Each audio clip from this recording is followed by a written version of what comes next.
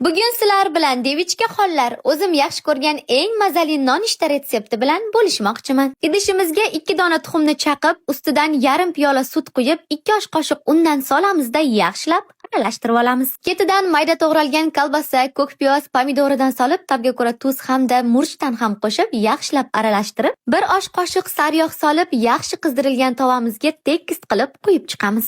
Ustidan qirg'ichdan o'tkazdirilgan sirimizdan aymasdan solib, tagini past qilib 15 minutga dimlab qo'yamiz. Bilasizlarmi nima? Hamma narsa bekorchilikdan kelib chiqadi. Shu 15 minutda ham bekor o'tirmaydi. Mana shu popane bosib ketgan laganchamni tashlab yubormoqchi bo'lib turdim, lekin baviya borligi esimga tushib, 2 osh qoshiq baviyadan soldimda, ustidan qaynab turgan suvni qo'yib, 15 minutga chetga olib qo'ydim. Buni qaranglar, qanaqangi reaksiyaga kirishdi. 15 minut o'tkazdirib, o'zim ham nomini bilmagan dangasa pitsa deymizmi endi buni, shuni tagini o'chirib, laganchani olib qarasam, ishoninglar, shunaqangi oqartiribdi, xuddi yangidek bo'lib qopti. Keyin suvni to'kib tashlab, bir chaqadimda joyiga olib qo'ydim. Baviyani ishlatishdan oldin yo'riqnomasini o'qinglar, faqat alyuminli narsalarga mumkin emas.